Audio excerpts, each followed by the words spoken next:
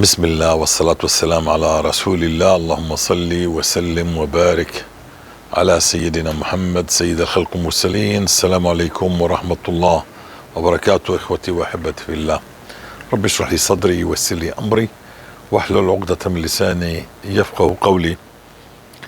سبحان الله، من عظمة الاستغفار وسورة البقرة أنك ستبدأ تعرف الله جل في علاه، وعندما تتكلم عن الله جل في علاه من بعد ما لمست آيات حسية وفتح الله عليك واستجاب لك دعوات مش دعوة، ويسر لك أمور ما كانت لتيسر بدون أن تعيش الآية تلو الآية وتقطف الثمرة تلو الثمرة.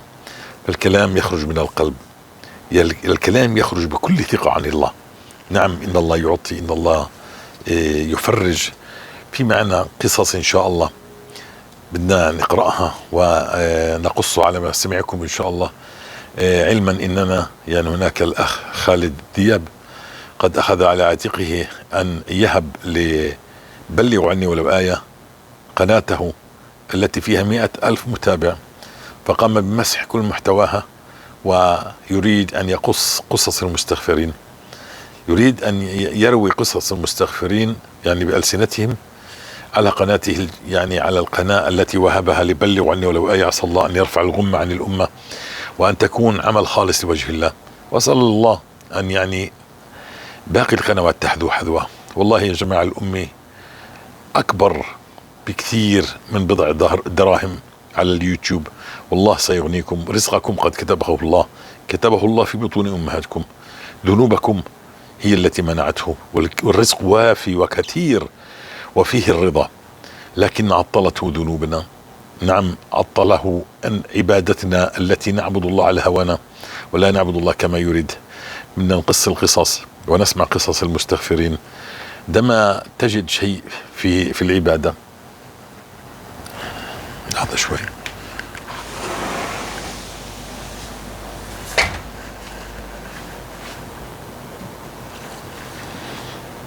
لحظة شوي. سبحان الله، عندما تعبد الله وتجد من عبادتك شيء، استجابة الدعاء. نعم، كنا فيتي، كنا ندعو وكنا نصوم وكنا نصلي وكنا ولكن ما في استجابة الدعاء.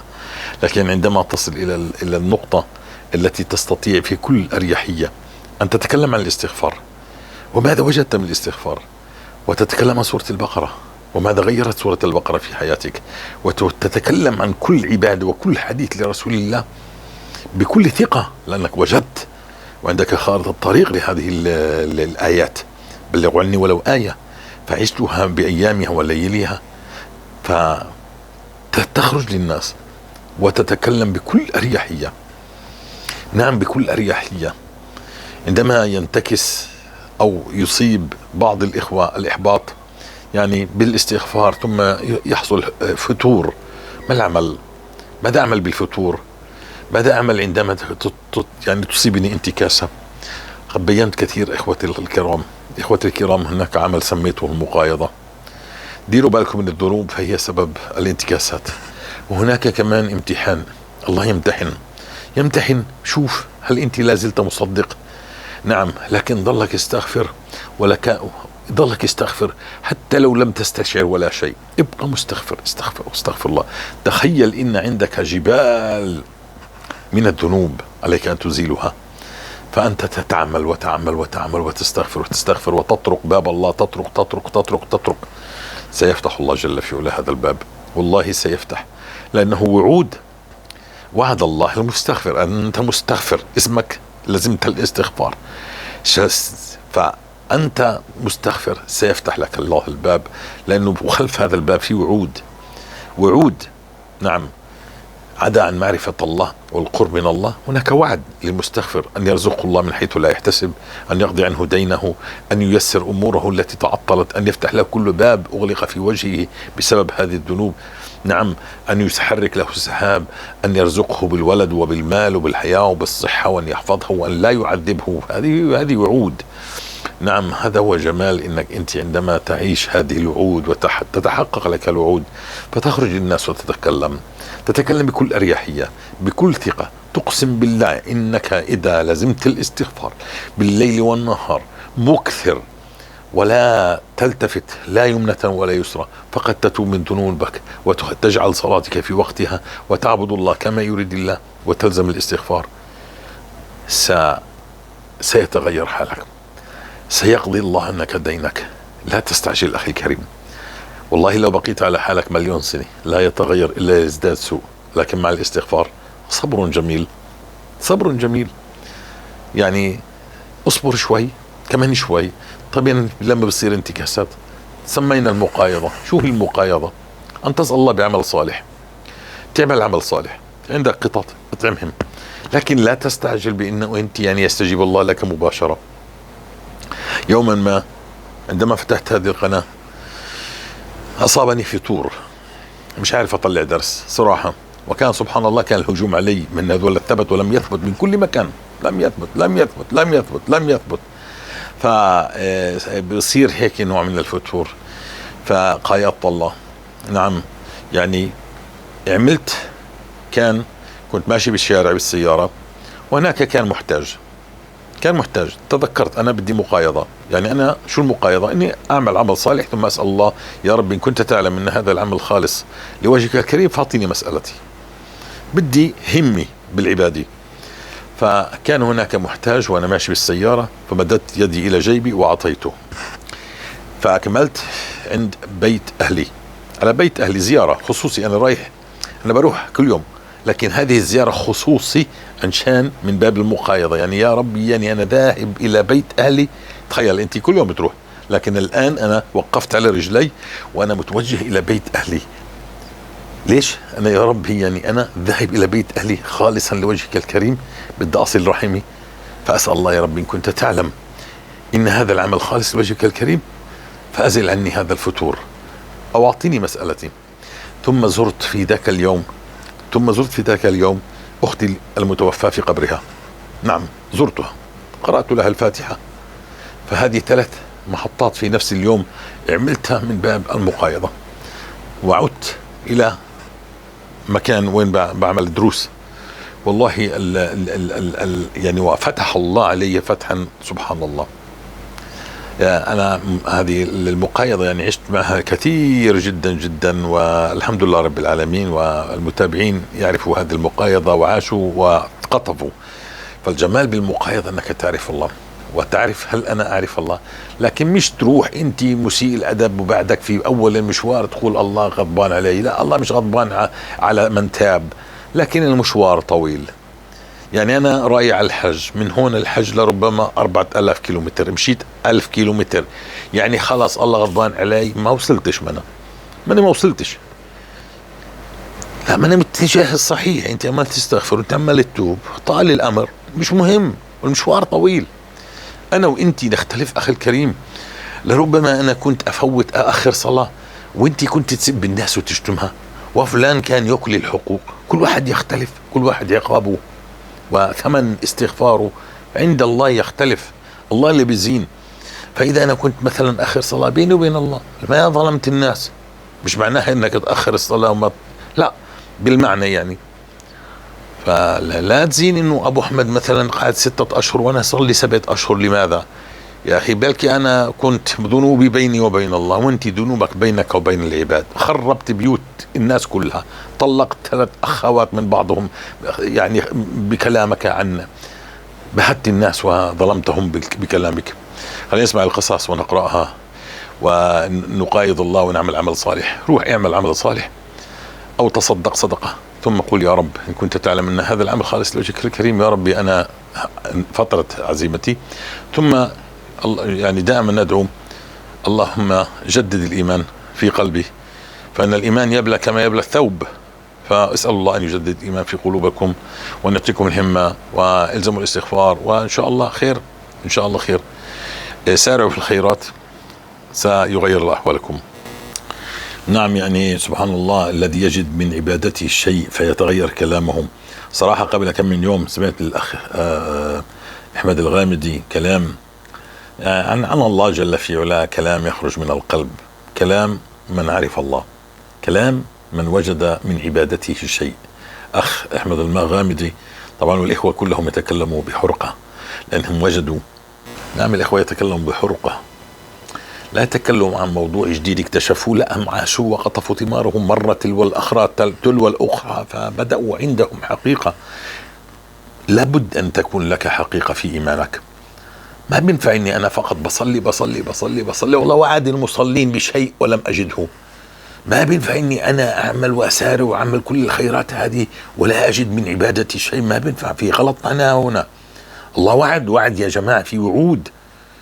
من عمل صالحا من ذكر أو أنثى وهو مؤمن فلنحيينه حياة طيبة ونحن نتشرد ونتقتل في البحار والبطش بغوي رؤوسنا. كيف هذا يستوي؟ معنا في خلل. لا تفكر إنك في بلاء وانت مصر على معصية، لا تظن إنك في بلاء. ارحم نفسك وقول أنا في العقاب، بتصلح وبتصح وبصير أمرك طيب. لكن إذا أوهمت نفسك إنك تحت البلاء ستبقى تحت البلاء حتى تلقى الله ويعذبك الله.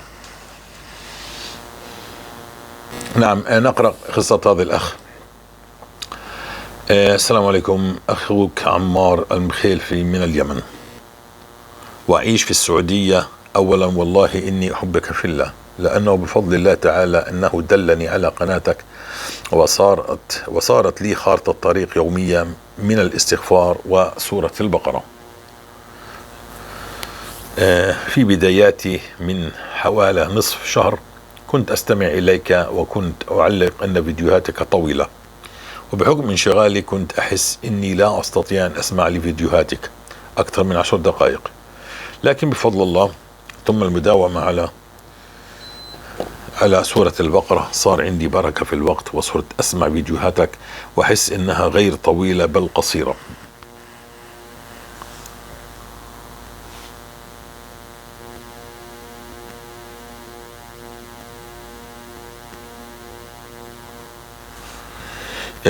كان أول فيديو أسمعه لك عن المقايضة. سبحان الله، أنا ما انتبهت إنه هو يتكلم عن المقايضة، والآن تكلمنا عن المقايضة. الله أكبر، أقسم بالله ما انتبهت إنه هذا الأخ يسأل بهذه الرسالة عن المقايضة، ولكني تكلمت الآن عن المقايضة. فجميل، عرفنا ما هي المقايضة. أن تعمل عملا صالحا ثم تسأل الله بهذا العمل.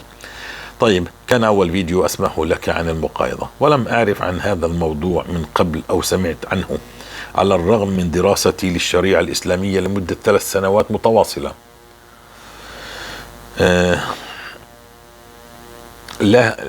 لكن لم يقل لنا أحد بذلك من قبل.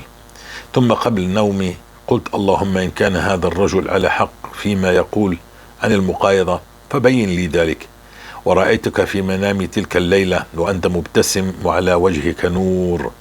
بعدها لزمت فيديوهاتك وتعلمت الاستغفار وسورة البقرة بفضل الله ثم فضل فيديوهاتك. ولم يعلمنا أحد بذلك عند دراستنا للشريعة على أيدي كثير من مشايخ العلم. بدأت في الاستغفار وقراءة سورة البقرة. أول يوم استغفاري كان أكثر من 20,000 استغفار، وسورة البقرة مرة واحدة. وفي نفس اليوم حلمت إني أعتلي خطيب في الناس وأخطب فيهم، والناس كانت معجبة جدا بكلامي ومتأثرة، حتى أنه جاءني بعض قادة الدول العرب يسمع كلامي وتأثرون به ووعدوني بالأخذ بنصائحي. وفي اليوم الثاني ومع الاستغفار وقراءة سورة البقرة لمرة واحدة، وكان ابني الصغير مريضا،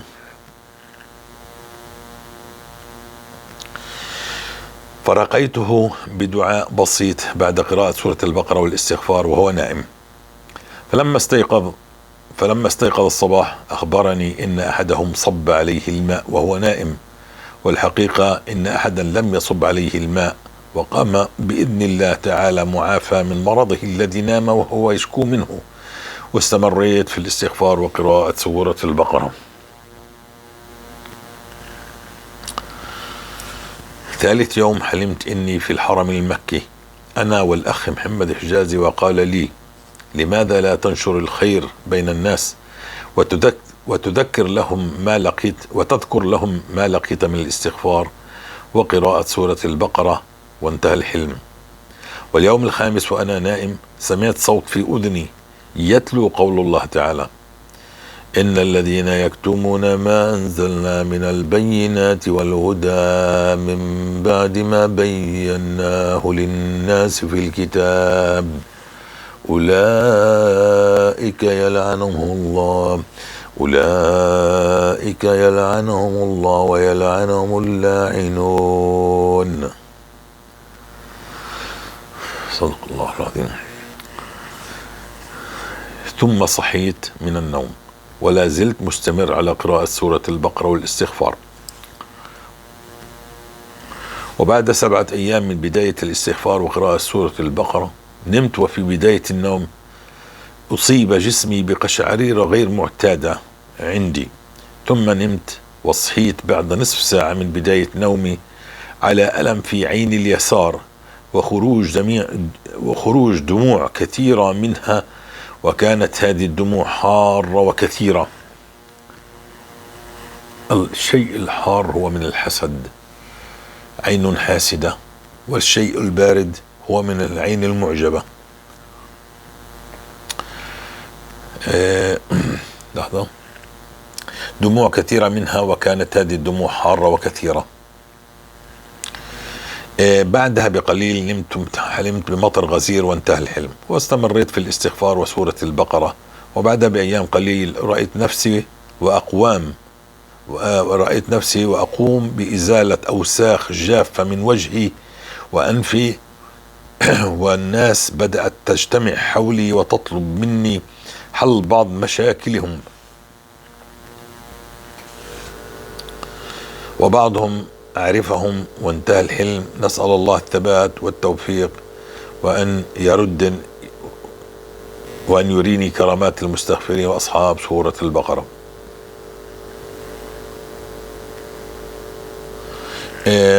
طبعا هذا الأخ كانت له يعني كلام ما كان بده يخرج ويتكلم عن هذه الرؤى التي رآها وعن القناة وعن الاستغفار، إلا إنه يعني عندما يعني سمع الآية، نعم هذه الآية: أعوذ بالله من الشيطان الرجيم، بسم الله الرحمن الرحيم، إن الذين يكتمون ما أنزلنا من البينات والهدى من بعد ما بيناه للناس في الكتاب أولئك يلعنهم الله ويلعنهم اللاعنون. صدق الله العظيم. فهذا سبحان الله، هذه الآية جعلته يخرج ويبين ماذا سمع وماذا رأى. ننتقل إن شاء الله إلى قصة أخرى. يقول الأخ هنا: قبل ما أدخل قناة الأخ محمد الحجازي قالوا ما شاء الله، والله هذا حدث معي عندما داومت على الاستغفار والصدقة بمبلغ زهيد شهريا. كنت أستغفر وأنا ذاهب لعملي بالسيارة، وأنا عائد منه أيضا بمعدل 1.5 ساعة يوميا، ولكن أستحضر ذنوبي وأحاول قدر الإمكان أن يكون من قلبي. وتدريجيا التزمت بالصلاة في المسجد وشعرت بارتياح، وأن همي رضا ربي وأن يغفر لي. ولكني كنت أعمل بوظيفة من المستحيل أن يزيد دخلي، لأني لا أعمل في عمل خاص بي. ولكن بعد 6 أشهر من الاستغفار زاد دخلي من مكان عملي إلى 10 أضعاف، وبدأ الناس يطالبوني بالاسم لكي أعمل معهم. وكنت على هذه الحال 6 سنوات من النعيم، وللأسف قللت من الاستغفار ورجعت كما كنت بسبب ذنوبي. والله هذه قصتي، والآن أحاول أن أستعيد ما كنت عليه. يعني الأخ لزم الاستغفار ففتح الله عليه، فكان مستحيل أن يظن أن يعني يزداد معاشه، ولكنه بعد 6 أشهر من الاستغفار يعني زاد دخله 10 أضعاف. بعد 6 أشهر من الاستغفار زاد دخلي من مكان عملي إلى 10 أضعاف. فسبحان الله. وثم انتكس وهذه هي قصته. والآن أحاول أن أستعيد ما كنت عليه بالاستغفار، خاصة بعد دخلت قناة الأخ محمد حجازي أسمع قصص الاستغفار، ورجعت بقوة وأنا واثق من كرم ربي وإنه سيغفر لي إنه غفور رحيم. هل من حدا يكون لي عونا كي نشجع بعضنا البعض؟ والله قلت هذا لأصدقائي واثنين منهم واظبوا وحدث معهم ما حدث لي من زيادة في الرزق. شكر خاص من القلب إلى الأستاذ محمد حجازي على الدروس القيمة. طيب نأخذ لنا قصة أخرى. السلام عليكم ورحمة الله وبركاته. أنا شاب من مصر لسه في الدراسة والحمد لله. كنت متعرف على قناة العم محمد حجازي وبدأت أستغفر، وفي بداية رأيت أمطار في المنام تنزل، وفعلا أمطرت في الحقيقة وظلت تمطر ليومين. وسبحان الله دائما في الاختبارات في توفيق عجيب. حتى كنت مرة في اختبار نهائي وظليت طول اليوم أراجع لأنه حصلت ظروف طارئة وما عرفت أراجع. المهم راجعت طول الليل وجاء الصباح ولم أراجع أبدا آخر واحدة، وهي أصلا الأكثر واحدة متوقع تيجي منها الأسئلة. وسبحان الله دعيت الله ودخلت الاختبار ولم يأتي أي سؤال من هذه الوحدة إلا سؤال كنت مراجعه بالضبط قبل الاختبار. ولله الحمد دائما أكون من الأوائل، وهذا بتوفيق الله، وجزاك الله خيرا. طبعا هنا أستاذ محمد تكلم عن الفتور الذي يصيب المستغفر وقارئ سورة البقرة من بعد همة عالية، وكيف يتجاوز الشخص ويكمل مسيرته. ما السبب؟ كلفنا نفسنا فوق طاقتنا أم يجب التدريج؟ هو أصلا طبعا يجب التدريج إن شاء الله أفضل، لكن الذنوب وهذه محطة يمر عليها الجميع، فتتعلم المقايضة كما بينت في هذا الدرس. فقايضوا الله في عمل صالح ثم اسألوه. نعم، معنا رؤية جديدة إن شاء الله. طبعا وصلت لأم رفيدة، يعني هاي هنا أم رفيدة، يعني هذا من الواتساب، لما بحاول الواتساب فبيكون عند الأخت أم رفيدة. لكن هذه الرؤية التي رأت الرؤيا: حلمت إني دخلت بمكان وكان مكان فيه ناس تتعذب، والعذاب على الناس كبيرة وأطفال وصغار وشباب وبنات ورجال، وأنا كنت خايفة في البداية، وكنت أقول بيني وبين نفسي عشان ما أتعذب مثلهم أبي أستغفر الله كثيرا. وبعدها حسيت بداخلي هدوء وسكينة وارتحت عشان ما في حد قرب لي. وتذكرت كلام محمد حجازي يوم قال: اللي يكثر من الاستغفار مستحيل يتعذب. طيب هنا الكلام، هنا الحلم لأخت أصرت إن أبعثه لك. هو طبعا مش للأخت أم رفيدة، لكن صاحبة الرؤية أصرت إنها تبعث الرؤية إلي. نسأل الله نعم الله سيصيب البعيدين وسيرحم المستغفرين. طبعا هنا في معنا ما شاء الله هذه أخت، هذا من المسجد الأقصى. عمي أبو أحمد، بعد السلام عليكم ورحمة الله وبركاته. أود أن أبشرك إن الله رزقني المرتبة الأولى على المساجد في الامتحان الشفوي والكتابي بمعدل 100 ببركة القرآن وسورة البقرة والاستغفار، ونهيت سنة أولى بفضل الله، حتى إن معلمتي أكدت لي إنها السنة الأولى ما شاء الله الذي تحصل فيها طالبة من 10 سنوات على هذا المعدل.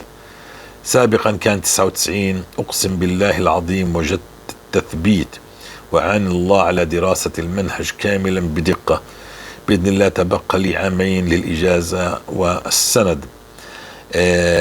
أسأل الله أن يفتح الله عليها. هذه الأخت لها قصص مع الاستغفار، لها قصص مع سورة البقرة، مرت بكل هذا الذي تبكون عليه، مرت به، لكن نشوف العاقبة. سبحان الله، العاقبة عندها وظيفة مرموقة في المسجد الأقصى. طبعا الآن بالنسبة قصة أخونا محمود المشرف، أحد المشرفين على جروب الرجال في الواتساب. الله وبركاته. السلام عليكم ورحمة الله وبركاته. سوف أخبركم عن قصتي كيف بدأت مع الأستاذ محمد حجازي أبو أحمد. أنا كنت أبحث عن مواضيع إسلامية وأحاديث، فتوجهت إلى جروب اسمه جروب الطيبة، موجود في الشمال، في منطقة يعني الشمال. كنت موجود في هذه اسمها أخبار الطيبة.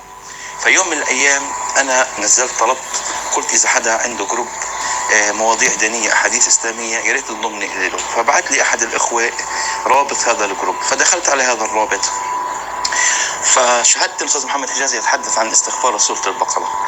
في البداية كنت أقول ماذا يقول هذا الرجل؟ يعني في البداية كنت شوي صدقا كنت عنيف. أنا بالبداية يعني كنت ما دخلت كنت عنيف شوي.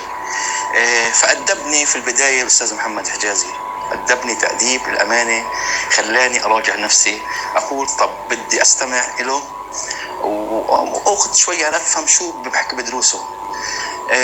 بدأت أعيش آية الاستغفار. لما كان بدأ يحكي عن الاستغفار وعن الأمور الدنيوية قبل الأمور الأخروية، كيف شو ربنا بعطيك في الدنيا وشو ربنا بأعطيك في الآخرة. فبدأت الاستغفار. أولها بدأت أستغفر ب1000 2000 3. بلشت هيك يعني سبحانك يا رب، ربنا نزل السكينة والطمأنينة على قلبي وعلى صدري، ارتحت، صرت أسمع أكثر لدروسه.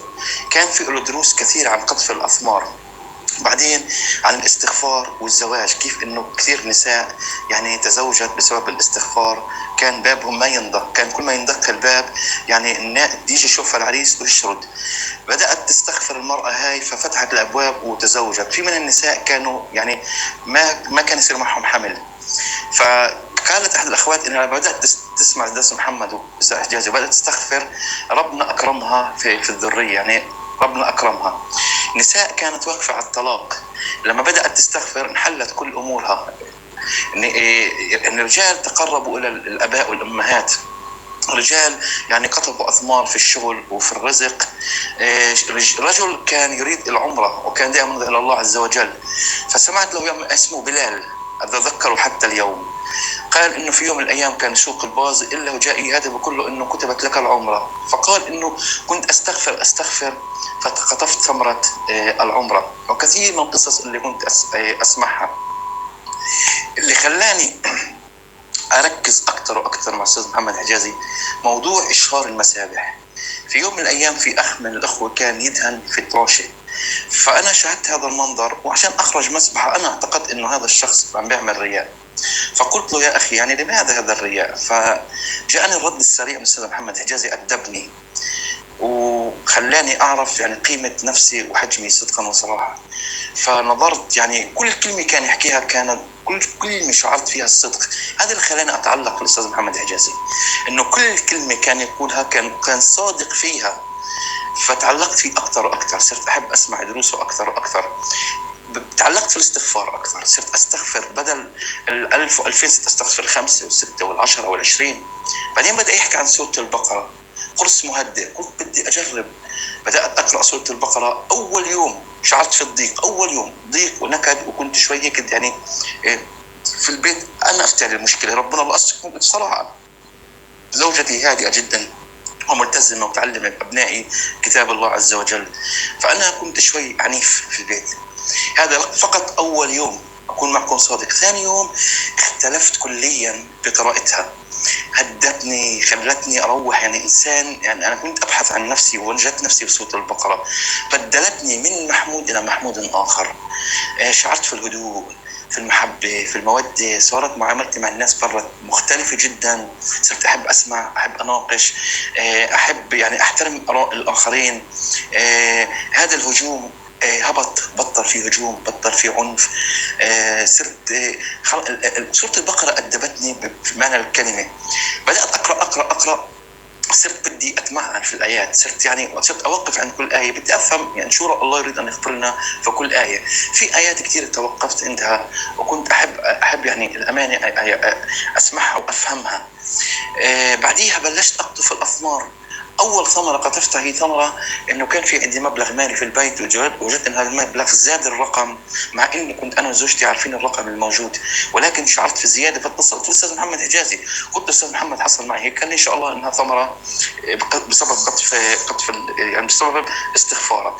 بعديها يعني جاءني يعني مرض الحمد لله رب العالمين، والله ما اراد انه يكون هذا مرض فيه، وكان عندي الضغط عالي كثير فتره شهر كامل، والحمد لله رب العالمين الان انا ما في عندي ضغط ولا في عندي شيء، امر عابر جدا. أراد الله لي خيرا، لأنه اكتشف أنه هذا مش ضغط، اكتشف أنه عندي كان موضوع بالافتاك بده عملية وبده علاج، وتعالجت الحمد لله رب العالمين.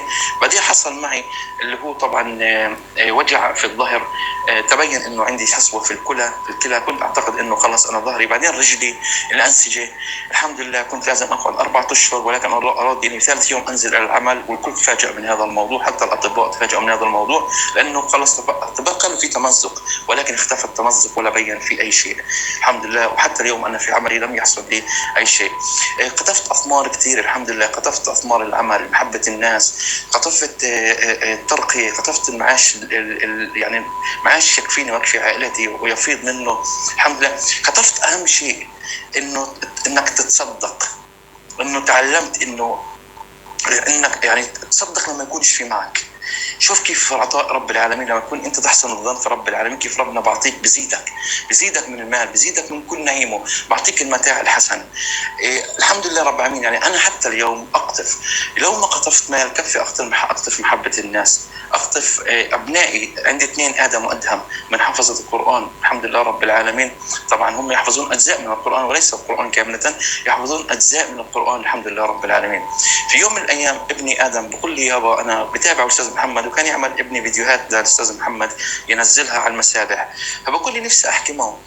في يوم من الايام بتحدث معي استاذ محمد حجازي، بقول له ابني نفسي يتحدث معك. شوف التواضع، شوف الاكرام، شوف المحبه، التعاطف من استاذ محمد حجازي. قال لي بدي احكي مع ابنك، فاعطيته. ابني حكى مع استاذ محمد حجازي تقريبا ما يقارب الربع ساعه، وانا قاعد وزوجتي قاعده وابني الصغير قاعد، كنا مستمعين لمكالمه استاذ محمد حجازي، حتى استاذ محمد حجازي انهى هذه المكالمه يعني بيننا. وبعدين حصل اللي حصل معي، اني كنت في مكان ما لا استطيع ان ذكره، كل اللي حوالي تعرضوا للهامك، تعرضوا للضرب، الا انا كنت دائما استغفر. فجاءني شيخ اللي كان معنا بقول لي شو بتضلك تتمتم انت؟ قلت له ما تخاف يا شيخي انا بستغفر. قال لي بتستغفر وبشوفك بتصلي. قال لي طب اسمع، قال لي انا بدي تخبرني عن حالك وقت ما تكون لحالك. قلت له مش فاهمها يا شيخ. قال لي حدثني عن نفسك لما يكونش في حواليك حدا، لما تكون لحالك في البيت بعيد عن الخلوات، انت بتتذكر ربنا، بتصلي، بتقيم قيام الليل، بتستغفر. هاي ضلت معلقه في راسي الكلمه اللي حكى لي اياها الشيخ. بعد ما خرجت من هذا المكان والحمد لله رب العالمين، واليوم انا طليق، فالتقيت في صديق لي كان يستغفر معي، فبقول له هيك حصل معي والحمد لله انا بالخارج. بقول له انت شو قطفت من ثمره الاستغفار؟ والله قال لي جمله اعجبتني، قال لي قطفت الاستغفار. بقول له كيف يعني؟ بقول لي اني استغفر في هذه ثمره. يعني الامانه يعني تقول بتعرف كيف لو واحد بيضربك كهرباء، زي اللي ضربني كهرباء، زي اللي لطشني هيك، يعني نفضني نفض انه انا استغفر هذه ثمره. يعني شوف الانسان كيف بفكر وكيف غيره بفكر. يعني ناس بتفكر بامور الدنيويه، وهذا حقك لانه ربنا وعدك فيها. انا ما بقول لك لا، هذا حقك، ربنا وعدك انه في المال والبنين والذريه الصالحه والاموال، وبعدك في الاخره في الجنات والانهار، هذا وعدك في ربنا. بس هذا الشخص فاجأني بانه قال لي انه انا يعني ثمرتي اني استغفر، فهذه ثمره. يعني انه وصوله للاستغفار ودليلنا على الاستغفار كانت ثمره. الثمره الاكبر اني كنت لما امشي في الاسواق الاقي البنات الصغار مسكات مسابح وبستغفر، اخواتي صاروا يستغفروا.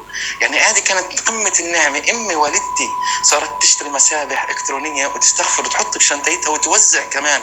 طب هذه كانت ثمره. انا كنت دائما انزل على جروب العائله، فتفاجات ان العائله كلياتها صارت تشتري مسابح الكترونيه وتستغفر. التقي فيهم الاسواق اللي مسابح الكترونيه، كانت فرحتي يعني لا توصف. امشي في الاسواق الاقي الشباب، ادخل على المطاعم الاقي الشباب مسابح الكترونيه.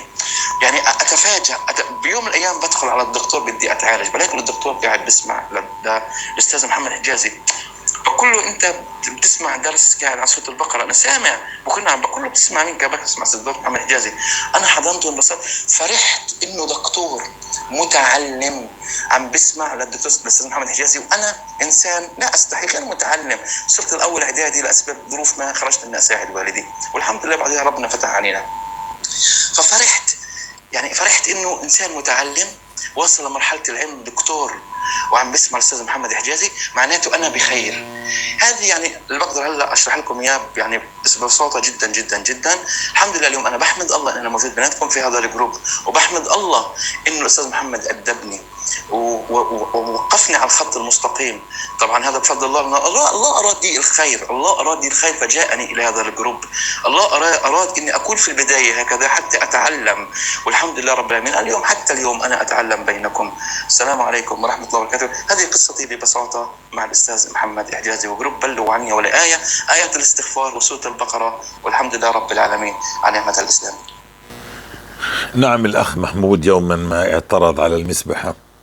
اليوم هو يعلم الناس كيف يمسكوا المسبحة، كيف يستغفروا، جزاه الله خير. نعم، عندما اعترض قلت له طبعا سورة البقرة ستحلق كل الرياء الذي في صدرك، والله يا جماعة ستحلق كل الرياء، سيبقى عملك بفضل الله، ولأنك أخذت سورة البقرة محمل الجد وصدقت رسول الله بأن أخذها بركة وتركها حسرة ولا تستطيع البطلة، كافأك الله أنه سيحلق من صدرك كل الرياء وكل النفاق وكل هذا الحسد والغل وكل شيء، وسيوجهك إلى الوجهة الصحيحة جل في علاه، وسيلبسك مكافأة لك على أطول سورة في كتاب الله ترددها مصداقا لقول رسول الله اقرأوا البقرة فإن أخذ بركة. سيكافئك الله على أنك تصبح مسير وليس مخير، مسير من عند الله، ستحاجج عنك سورة البقرة يوم القيامة. فإذا كان هذا رياء، ماذا نقول عن الخطيب الذي يصعد إلى المنبر وثم يعني ما يترك مفردات من الكلام، لربما المصلين لا يفهموا نصف الخطبة، وبالآخر ينزل هكذا. أو المؤذن الذي صوته جميل ثم يصدح بهذا الصوت، هذا مرض، إنه يكون هو يظن بنفسه ما في حدا أجمل مني، كيف صوتي أو كيف خطبتي، أو ذاك الإمام الذي يؤم، أو أي واحد بيعمل أي عمل، أو تعلم العلم وأخذ الدكتوراه بهذا العلم، من أكبر مني، من أفهم مني. أنا لا أقول الكل، ولكن كمان إذا أشهرت المسبحة، فإذا كان نيتك سبقت عملك انك انت مرائي، فهذا مرض في كل منحى الحياة. الذي تعلم العلم لربما تعلمه ليقال فقد قيل، والله سيكبه في جهنم والعياذ بالله. والذي سبح واستغفر ليقول انا اكثر واحد فيكم، مش من باب انه وبذلك فليتنافس المتنافسون. فسورة البقرة اخوتي الكرام والله لها ما لها، والله انها ستؤدبك وتربيك وتجعلك من خير امة اخرجت للناس، والله ستأخذك شئت أم أبيت لتأمر الناس بالمعروف وتنهى عن المنكر. ابحثوا خلف كل حافظ. أنا أتكلم عن الذين يرددون سورة البقرة، مش الحافظين الذين يقرؤونها مرة ب7 أيام أو 8 أيام. أنا أتكلم عن الذين يكررون سورة البقرة بإكثار، يعني لربما مرة باليوم. ابحثوا عنهم ستجدونهم لهم منابر إذا ما كان بين الناس، بين جيرانهم، نعم بين جيرانهم في المساجد، ستجدهم يتكلم، مش لأنه شاطر، والله ما لأنه شاطر، لأن سورة البقرة يعني وكان الله يعطي دفعة. ألم يقل رسول الله صلى الله عليه وسلم عن سورة البقرة عندما أراد أن يبعث سرية: هل فيكم حافظ لسورة البقرة؟ فقال أحدهم أنا، قال فأنت أميرهم. إخوتي الكرام، سورة البقرة ستحلق منك كل الرياء، والرياء والمراءة هذا مرض يصيب معلم المدرسة، يصيب المهندس، يصيب الرئيس، يصيب الإمام، يصيب الذي صوته جميل، يصيب الذي خطبته جميلة ويتفنن ويعيد الكلام عن شان يقول أنا. نعم، فهذا مرض تحلقه سورة البقرة، وستشهر مسبحتك وليس في قلبك رياء، بل والله من باب انك انت تحث الناس على الاستغفار، وما يعني ولا شيء في قلبك من هذا القبيل. ويفتحوا قناة ويطلبوا ان يفتحوا كمان قناة وكمان قناة، ويفتحوا وافتح والله اليوتيوب فاجد قنوات تتكلم عن الاستغفار، محمد حجازي، والله لا يتحرك بي ساكن، لكن أنبسط جدا لأن الله يريد أن يغير. هذا أمر الله، ليس أمري، هذا أمر الله جعله بينكم بلغتكم. مليح لما جعلها في باكستان. في عندي إخوة من إيران يطلبوا الترجمة، في عندي إخوة من كل العالم يطلبوا ترجمات للغات أخرى، في السويد، في مناطق عديدة من العالم. قل الحمد لله إذا الله جعل لك أن تعرف ما معنى بلغوا عني ولو آية باللغة العربية. قل الحمد لله، ونجعل الكتاب في اللغة العربية، والحمد لله رب العالمين. وأنا لا شيء ولا شيء. لا يأمن مكر الله أحد. لا نأمر حتى ندخل الجنة، نكون بقلبها مش على بابها. لا نأمن مكر الله حتى لو على بابها في خطر، على حلقات الجنة في خطر عليك، لكن حتى تضع القدمين داخل الجنة بتقول الحمد لله. دائما الحمد لله بقول يعني نجوت. السلام عليكم ورحمة الله وبركاته.